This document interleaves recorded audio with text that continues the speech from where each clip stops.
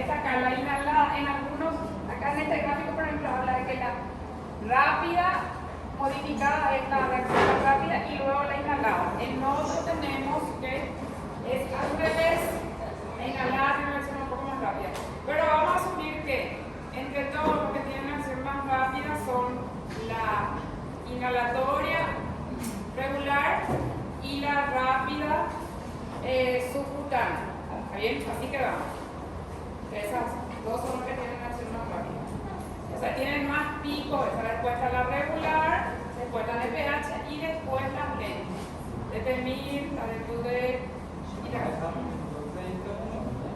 Sí, entre todas la intravenosa, pero entre esas dos, regular y inhalatoria, y entre todas la regular, endovenosa. Después están la regular inhalada o las rápidas subcutáneas.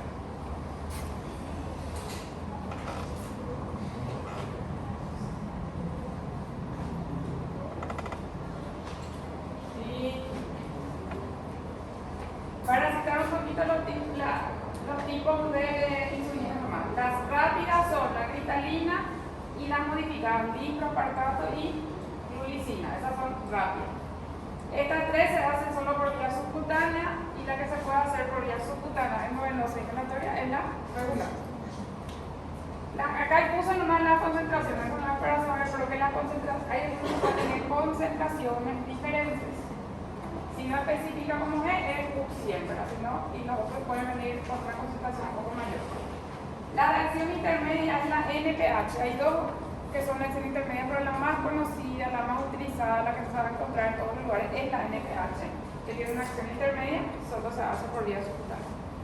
Después tenemos las mezclas que son bifásicas. ¿Qué quiere decir eso? Que tienen una acción rápida y otra acción intermedia, o una acción rápida y una acción prolongada.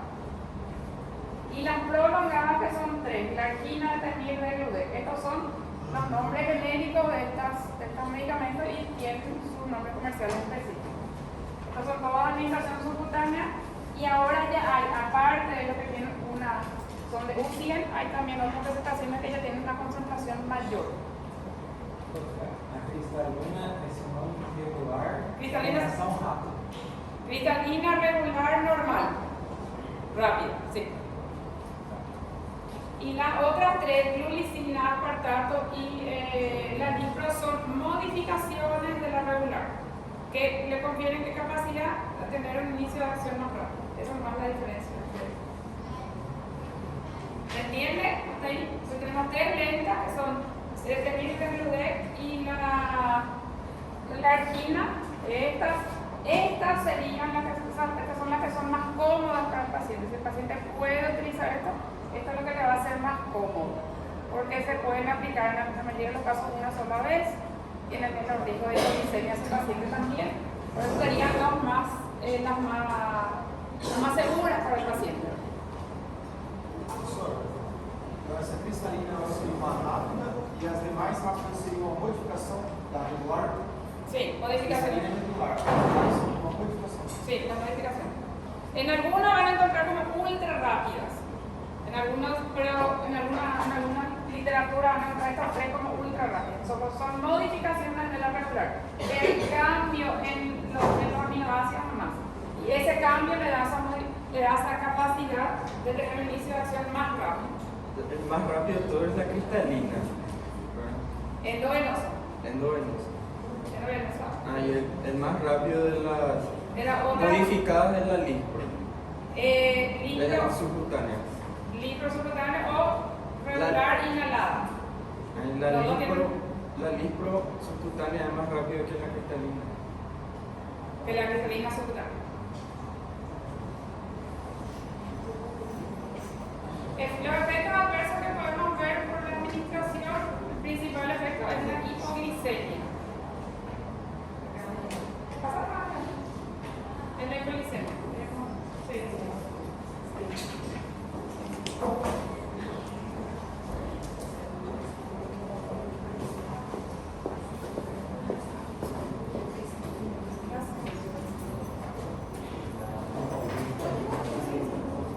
Buen día, chicos. Ella Marlarita, ¿se pueden escuchar un momento, por favor? Alana Taisé.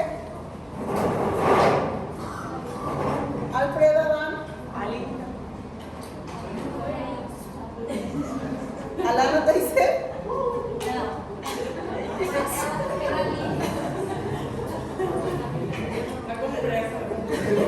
Aline Cristina. Ahí sí. Alison Herminio. Andresa Masuccini. Ana Flavia. Ana Gabriela. Arthur Francisco. Arthur Oliver. Bárbara Fernanda. Bárbara Cavani. Beatriz Ferro. Bianca Costa. Brenda Camili. Cayo Vinicius. Carolina Troes. Celeste Noemí. Daniel Gerson. Daniel Suárez. Danieli Martins. David César. Edith Clay Rodríguez. Eduardo Marcomini. Eduardo André. Eduardo Camargo.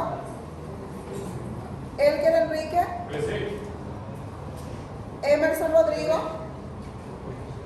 Erika Judith. Esteban Luis. Presente. Estigarribia María José. Ever Hugo.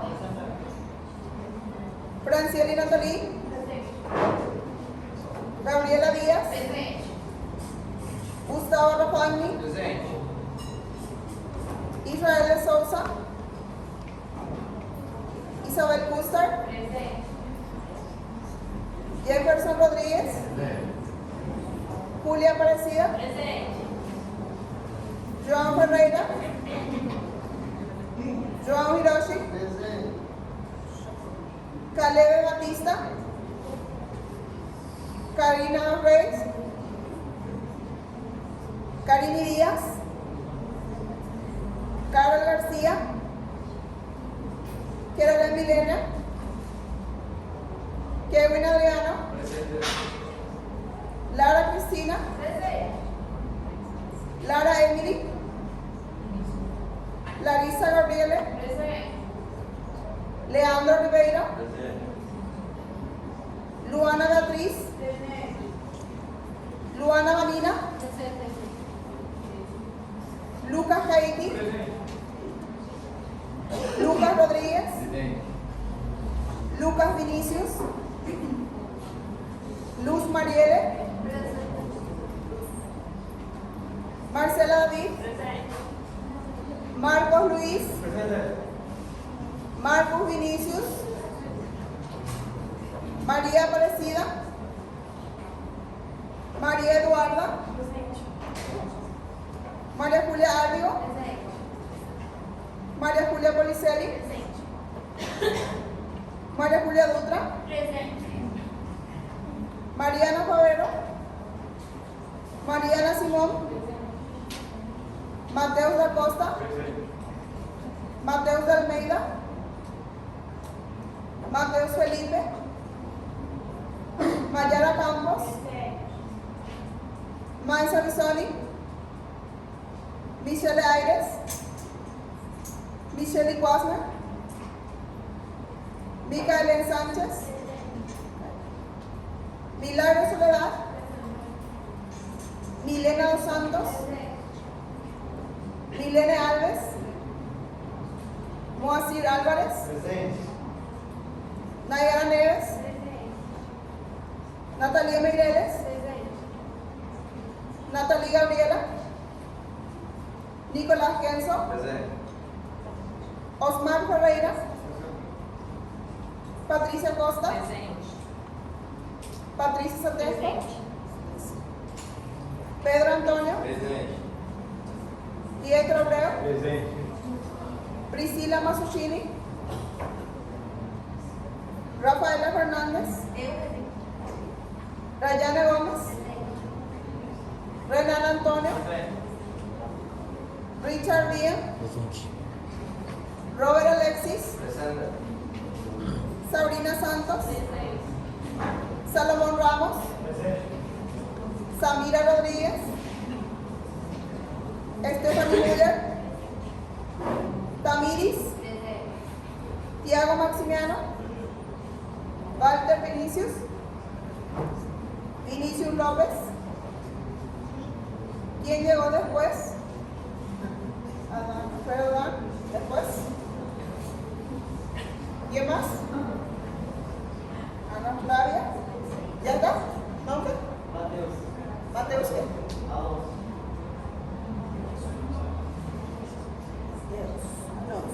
¿Ya está? Ok. Gracias.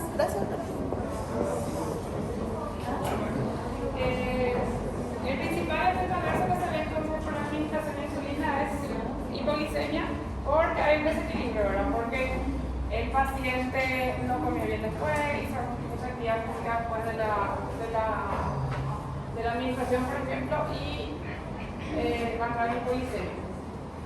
Dependiendo del nivel de conciencia, eso se puede corregir por vía oral. Si el paciente está despierto, se le puede hacer por vía oral, o algo que tenga mucha cantidad de cosas, jugo, los caramelos, gaseosa, algo así, se puede corregir por vía oral. Pero si el nivel de conciencia del paciente está deteriorado, si el paciente está somnoliento, algo más, eso tiene que hacerse, se tiene que corregir con suero glucosado.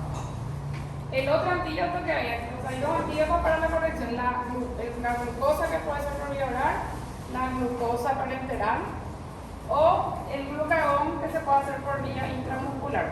El glucagón es un medicamento que, una hormona que tiene un efecto opuesto a lo que hace la insulina. Esto disminuye la glicemia y lo que va a hacer el glucagón es movilizar los depósitos de glucógeno para que se libere el glucosa. Solo que eso tiene también su tiempito, ¿verdad? Se puede usar esto, demora un tiempito para actuar.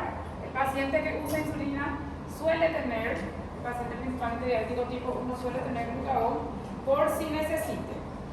Se pueden hacer con glucosa vía oral, glucosa parenteral. Ahí sé que depende del nivel de conciencia del paciente. Si está lúcido despierto, se puede hacer por vía oral, si no tiene que ser por vía parenteral. O el glucagón. Las otras reacciones son reacciones alérgicas o lipodistrofia que se ven menos ahora con los preparados que ya son, que no son más de origen animal. La hipoglicemia tiene síntomas que ayudan nos ayudan a pensar que el paciente está teniendo ese cuadro de hipoglicemia. Una manifestación es autonómica. La sudoración, las palpitaciones, temblores ayudan a orientarse. Y después están los síntomas que son neuroglucopénicos. ¿Qué quiere decir neuroglucopénico? Relacionados con descenso de la glucosa. Síntomas neurológicos que se asocian con el descenso de la glucosa. La hipoglicemia puede ser un cuadro que no le produce ninguna complicación al paciente, pero si no se corrige, sí puede producir una complicación, puede fallecer por eso, puede tener una cefalopatía hipóxica y quedar con una secuela también. Es una urgencia que hay que corregir. Por eso, en la clase anterior, cuando vimos la parte antidiabética, me había dicho que depende también, hay que controlar la glicemia, pero si el paciente tiene mucho riesgo de hipoglicemia, no hay que ser tan estrictos. Los objetivos terapéuticos, ahí ya vimos los tipos de insulina. Los objetivos terapéuticos son, también en la clase anterior decíamos que se tenían que hacer los controles periódicos de hemoglobina glicada, de fondo de ojo de manera anual, la funcionalidad renal de manera anual, la evaluación también en la parte vascular de manera anual. Y nosotros nos proponemos unos objetivos terapéuticos para el paciente que son la hemoglobina glicada menor a 7, la glicemia preprandial antes de la comida entre 90 y 130. El que usa insulina tiene que tener su control con el glucómetro, y una glicemia postprandial a la 1 hora menor a 180 y a las 2 horas menor a 150. Esos son los objetivos. ¿Cómo nosotros vamos a saber si cumple? Con análisis de la hemoglobina glicada y con el control que se hace del paciente, es que vamos a saber si llega a tener estos controles, si llega a tener por debajo de cumplir su objetivo. con el HGT, el glucote y con el glucómetro. Con esto el paciente se tiene que hacer sus controles. El paciente que usa insulina está obligado a hacerse estos controles.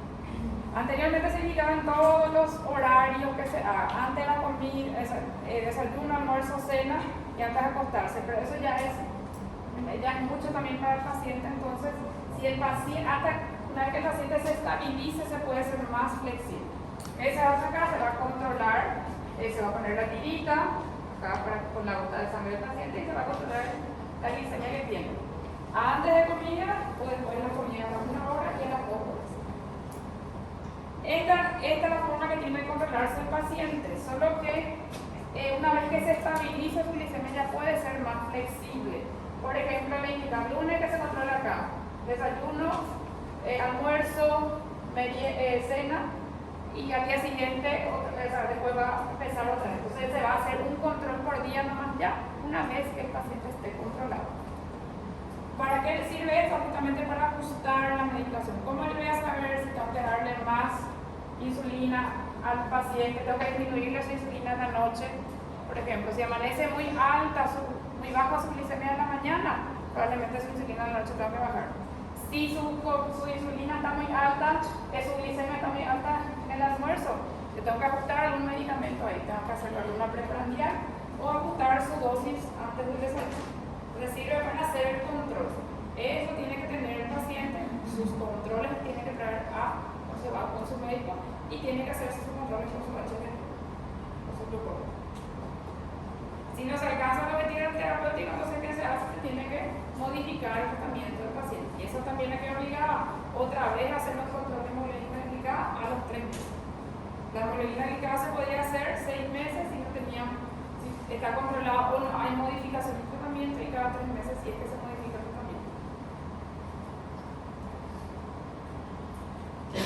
Las indicaciones de la insulina son diabetes tipo 1. Actualmente el único tratamiento autorizado para la diabetes tipo 1 sigue siendo la insulina, en sus diferentes variantes, rápida, NPH o también la acción lenta. Diabetes en el embarazo también. El único medicamento que puede recibir para tratar su diabetes es también insulina.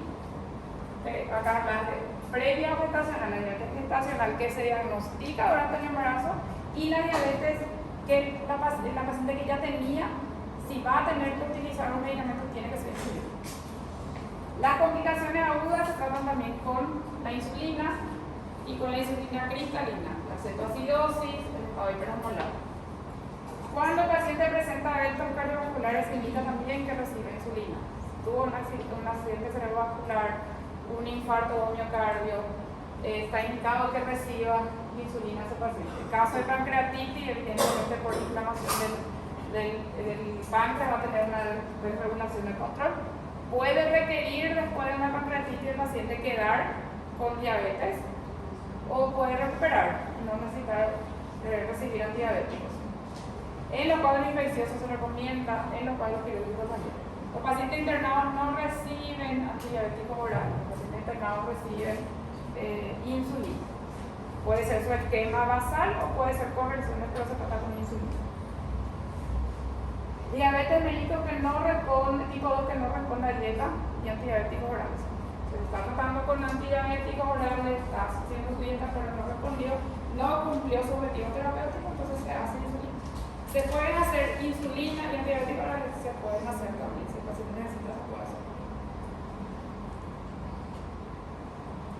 Esquema, yo pongo más ejemplo acá, eso no es para acordarse, pero hay varios esquemas que se pueden utilizar para diabetes tipo 1 y diabetes tipo 2. Se pueden usar en las bombas, las presentaciones ultra rápidas, se pueden usar las combinaciones, puede usar mixta 3 veces por día, eso quiere decir NPH con regular, insulina basal más rápida, preprandial, insulina basal NPH con preprandial, la bomba, insulina basal ultralenta. Casi siempre el paciente diabético tipo 1 necesita una preprandial.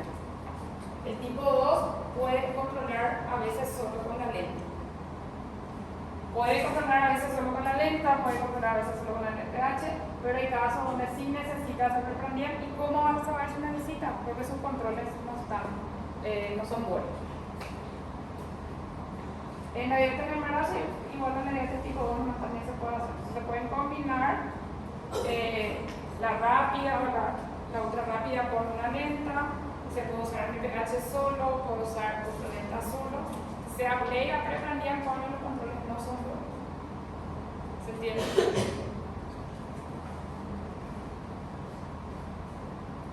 Las complicaciones agudas, el estado hiperosmolar y la cetoacidosis diabética se tratan con insulina cristalina endovenosa en infusión continua hasta que se resuelva el cuadro, hasta que supere el cuadro del paciente.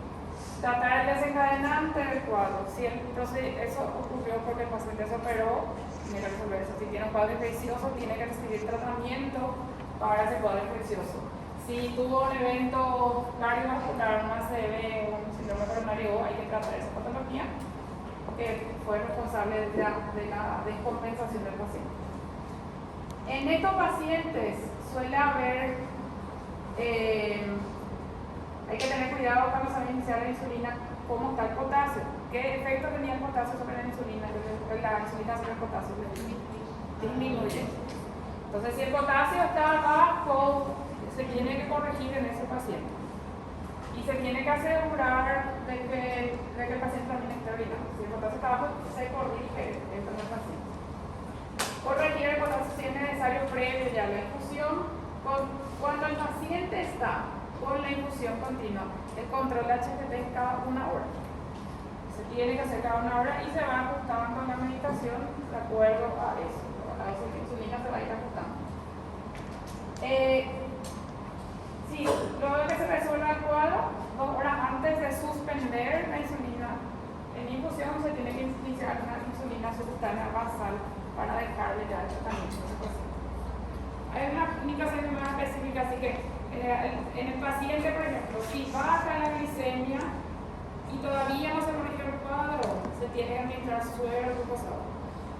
Si el paciente tiene un descenso de glicemia y todavía no se superó el cuadro, tiene que administrarse suero glucosado y se le sigue administrando insulina, porque lo que se hace es administrar el medicamento para que se resuelva la cetoacidosis del estado hiperosmolar.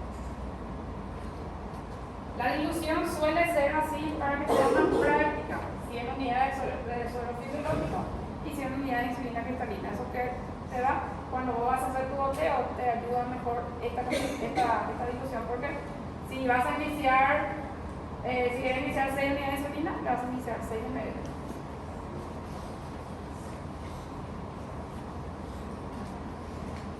En los eventos cardiovasculares se recomienda también la administración de insulina. El paciente que está con estos cuadros, evidentemente va a estar internado con un infarto de miocardio, con una ACV.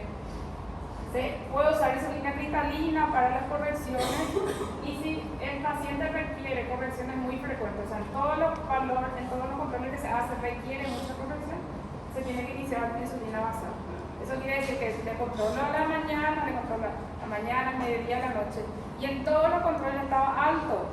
Y yo tuve que hacer la insulina cristalina. Mejor que le haga ya por más un esquema basal.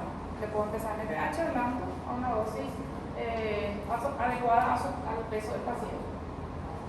En los casos de pancreatitis se hace infusión de insulina cristalina también. En estos pacientes suele haber una hiperglicemia marcada. Posteriormente suele requerir insulina basal este paciente. Es de ser que no quede con una alteración en un cuadro diabético, pero si queda, tiene que recibir. Um signo de pancreatite sí ou sí seria aumento da glicemia, hiperglicemia? Sí, va a estar alta la glicemia ahí. Pero puede ser que no sean valores demasiado altos, depende del grado de afectación también de la pancreatitis. Pero va a estar aumentada su glicemia. Y ese paciente hay que tener cuidado porque el paciente con pancreatitis no puede comer, recibe insulina, recibe hidratación y hay que controlar que no baje tampoco que no haya hipoglicemia. Porque mientras está en la fase aguda no puede alimentarse.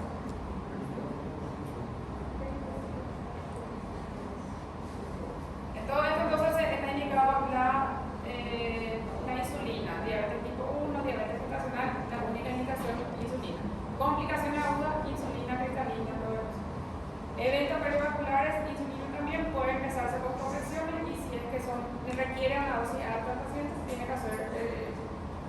esquema basal. Diabetes tipo 2 también utiliza. Se pueden combinar antidiabéticos orales con insulina. Para terminar, el glucagón que efecto tiene es la hormona contrarreguladora de la insulina, que es un efecto opuesto. Entonces lo que hace es producir glucogenólisis para que aumente la glicemia del paciente. Y es un medicamento que también tiene un efecto inotrópico y cronotrópico porque aumenta la cantidad, en la acción del AMP cíclico, que es el lugar donde actúan los beta-bloqueantes. Entonces sirve para una hipoglicemia, es un antídoto para la hipoglicemia y un antídoto también para la intoxicación por beta-bloqueantes. Esta se puede hacer por vía endovenosa, intramuscular y subcutánea. Generalmente en las urgencias, el paciente, en una urgencia que el paciente tenga, puede usarse, si es que no tiene acceso venoso, puede usarse por vía intramuscular. Puede venir así, ya, acá lo que viene es el disolvente y acá se va a preparar en el momento de administrar. Acá se va a administrar en el paciente. Eso puede ser que no sea suficiente solo eso para la hipoglicemia, pero eso le va a ayudar al paciente, le va a dar tiempo mientras se le traslada al lugar. Las aplicaciones del glucagón son para hipoglicemia severa, generalmente el paciente diabético tipo 1 que suele tener eso. Si el paciente no puede tomar por vía oral, se le puede dar eso. Muchas veces necesita igual después de la infusión.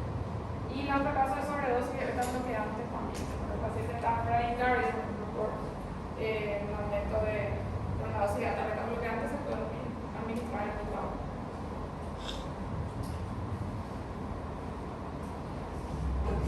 En la clase anterior también, cuando vimos el tratamiento de diabetes, dijimos que había tres pilares que tenemos que tener en cuenta: la actividad física del paciente, la dieta y los medicamentos.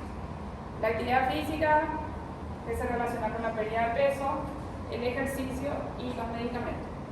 Siempre que el paciente pueda recibir el diabetes tipo 2, tiene que tener metformina, un tratamiento que tiene que formar parte, porque es un medicamento que mejora la utilización de la insulina, no es secretagogo, va a mejorar la secreción de insulina y puede ser suficiente con ese tratamiento de la diabetes tipo 2. Si no mejora con eso, se puede agregar otra gente. Si no mejora, se pueden hacer hasta 3 antidiabéticos orales. ¿Eso de qué va a depender? ¿Cuál vamos a usar? Depende mucho del paciente, de las condiciones del paciente para utilizar. Actualmente se indican más asociados a metformina o análogos de la GLP-1 o inhibidores de la DPP-4. O sea, o los medicamentos del grupo del semaglutida, el liraglutida, o del grupo de la sitagliptina. Se pueden hacer también los dos juntos.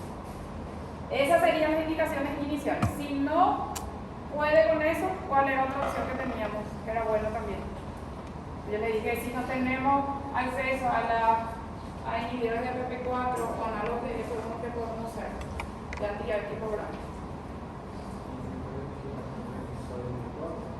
Sí, los SGLT y los glucosúricos se pueden usar también. Y si no tenés glucosúrico, puedo usar limepirida. En paciente, ¿quiénes convenía usar los glucosúricos, los inhibidores del cotransporte de sodio glucosa? Pacientes con riesgo cardíaco. Pacientes que tienen insuficiencia cardíaca o pacientes con riesgo con factores de riesgo cardiovasculares. En ellos se usa. Si no mejora con esos 3 antidiabéticos orales, ahí se puede empezar eso. Se puede asociar también, eso.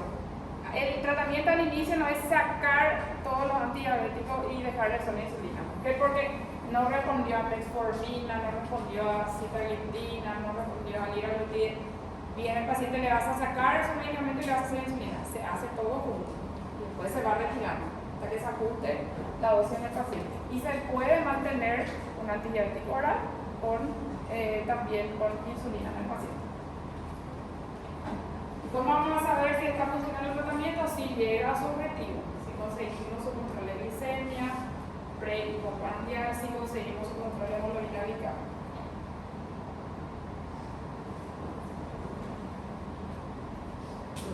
¿Cómo podemos hacer valer esa administración de insulina en el cuerpo? Puede ocurrir, pero ya es menor riesgo porque ahora ya se hace con una tecnología, o sea, está desarrollado ya con algo que es humano. Anteriormente era porcino y de otro origen también, o sea, de los cerdos o de otro origen era la insulina. O sea, ahí ya había más riesgo. Puede existir igual, pero es menor ahora riesgo. Ahí en resumimiento tenemos la insulina de acción rápida, tenemos la insulina de acción intermedia, la premezcla y la acción lenta. Todo ello aumenta la actividad que nos retorna la insulina y reduce la actividad, los niveles de glucosa en el paciente. Se pueden hacer por vía parenteral, por vía subcutánea, por vía endovenosa solo en la cristalina, por vía inhalatoria también en la cristalina, la que se hace. Luego tenemos los antidiabéticos orales, sulfonilureas. Este grupo, acá está la glimepiridina que más se usa, no producía pérdida de peso, era un secretagogue. Esa era la opción cuando no podíamos usar análogos de la GLP-1, inhibidores de la AMP4 o glucosamina.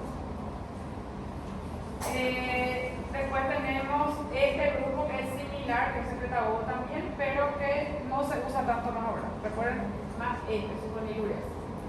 Entre las tiguaninas, la metformina es la que se usa y tiene que ser pilar de tratamiento. Siempre tiene que tener el paciente diabético tipo 2 si no está contraindicado este medicamento, porque mejora el perfil lipídico del paciente, disminuye el riesgo de eventos cardiovasculares también, disminuye la resistencia a la insulina, nomás no es secretagogue, favorece la pérdida de peso. ¿Cuándo estaba contraindicado esto? En insuficiencia renal, hepática, insuficiencia cardíaca, en eso no se recomienda dar. Por eso el paciente internado compensado no se hace una metformina. También, y la complicación más grave es la acidosis láctica, que se ve poco, pero se puede ver. Después están los inhibidores de la glucosidasa. Este es un medicamento que disminuye enlentece la absorción de los carbohidratos.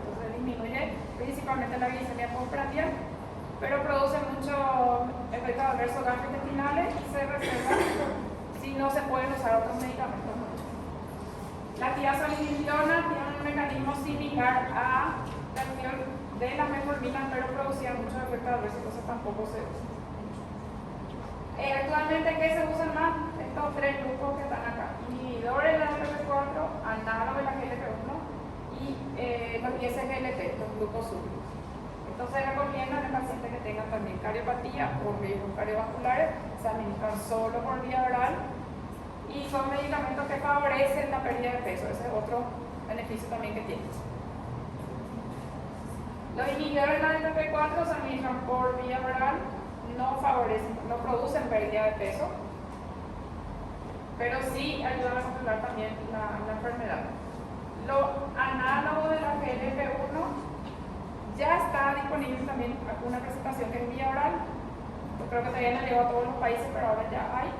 Y la otra presentación es vía subcutánea.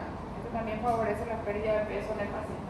Estos dos medicamentos tienen efecto incretina, a pesar de que son secretagogues porque aumentan la secreción de insulina, porque una de las acciones de la incretina es aumento de la secreción de insulina.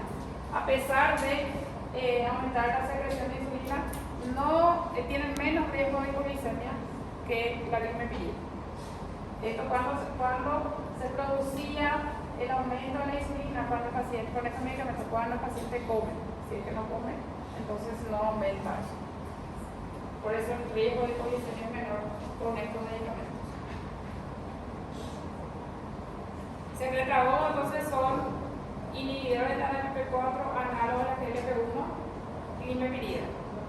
No secretagogues la metformina y los grupos súbditos, hablando de los que más se utilizan. ¿Cuáles favorecen pérdida de peso? Los análogos de la GLP-1, los grupos súbditos y la metformina. La insulina le puede aumentar el peso también.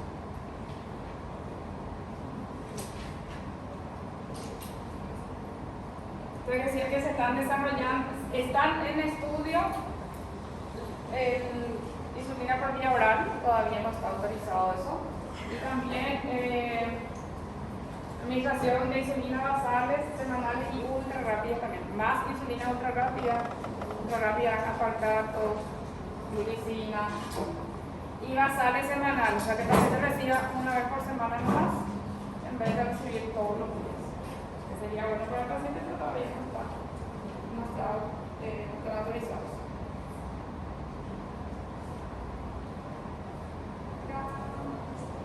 Ya le puse una pregunta para ver. Nosotros dijimos que por cada 10 kilos, ¿cuántas unidades tiene que iniciar el paciente? Una. O sea, eso para empezar nomás, eso se empieza haciendo así. Vamos a empezar, por ejemplo, el paciente con 70 kilos, podemos iniciar con 7 unidades y después se va regulando. La lanto, ¿qué tipo de insulina era? Lenta, puede ser una aplicación por día, no la que tenga el paciente. ¿Cuándo nosotros vamos a ajustar su dosis? Si el paciente no controla su glicemia con sus controles de HGT. Y si el paciente requiere dosis muy altas, sí, a veces puede llegar a necesitar 2 veces la administración de la lanto, pero generalmente una vez nomás lo que se hace. Si lo que dispone es NPH en vez de una lantus, ¿qué dosis tendríamos que iniciar? La misma va a ser también, ¿verdad? 7 unidades, pero tenés que tratar, la NPH no se puede hacer una sola vez, por lo menos 2 veces tiene que recibir el paciente, la mañana y en la noche, porque no cubre las 24 horas, entonces se hace una dosis un poco más alta a la mañana, se puede una dosis más alta a la mañana y una dosis menor a la noche. Y se va ajustando otra vez de acuerdo a sus controles de glicemia. Si es que la glicemia del paciente amanece muy alta, probablemente tengo que ajustar mi dosis de la noche. Si la glicemia del paciente amanece muy baja, yo tengo que disminuir su dosis. Si antes de la comida está muy alta la glicemia, entonces tengo que agregar algún medicamento que tenga efecto rápido. ¿Alguna pregunta? Este es un caso de un paciente que le voy a explicar. Un paciente de 60 años, diabético, obeso, hipertenso, acude para asesoramiento sobre su tratamiento de diabetes. Se va a diagnosticar 10 años, hace 10 años prueba de rutina, desde los 50 de diabetes. Recibió metformina al inicio, pero no mejoró con eso, se suspendió y se inició insulina. Y recibe actualmente 50 unidades de glargina. ¿Qué tipo de acción lenta? Y un promedio de 25 unidades de aspartato, insulina aspartato, que es rápido.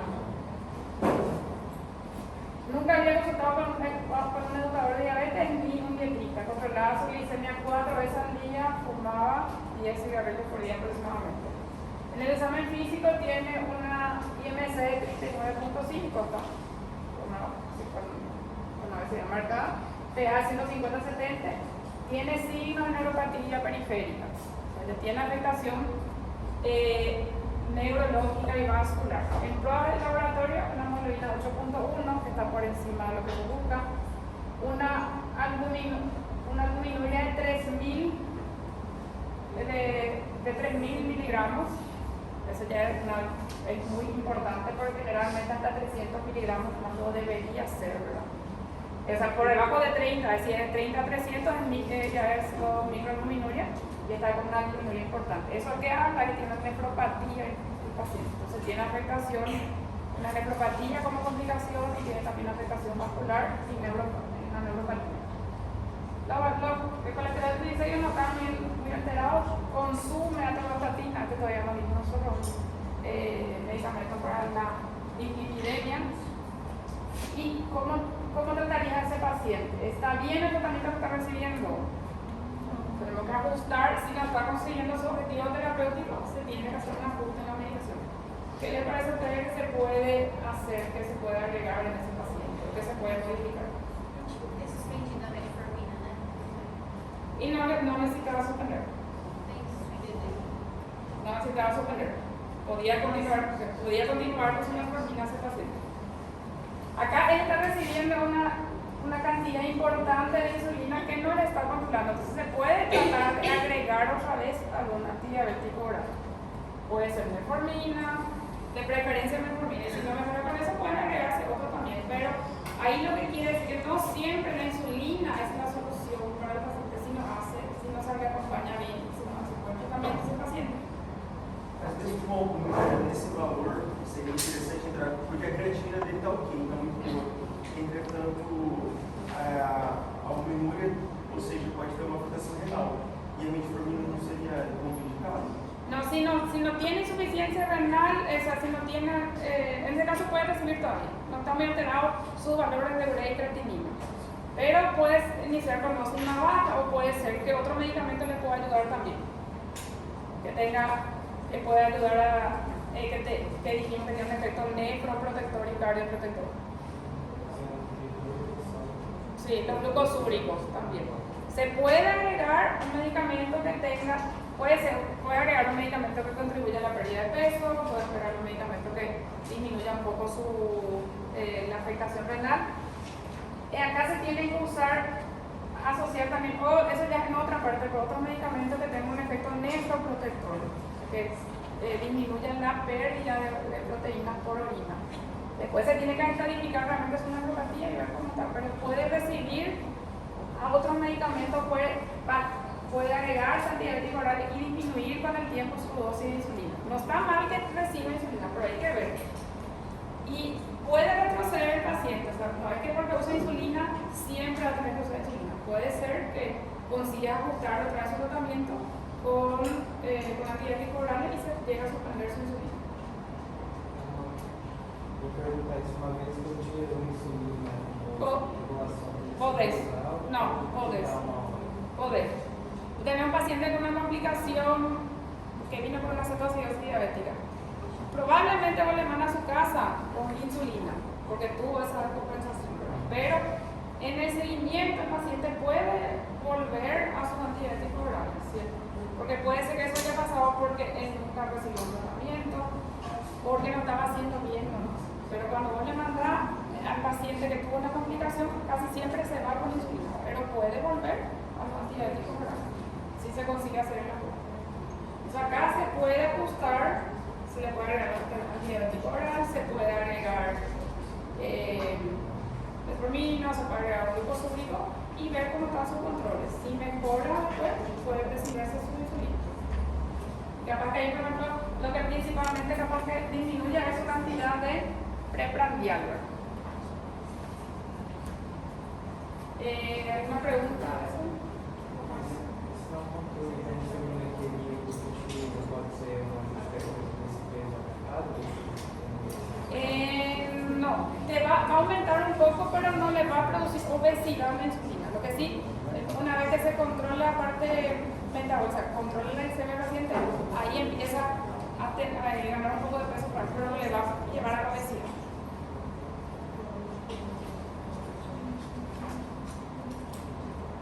Ahí terminamos esta parte.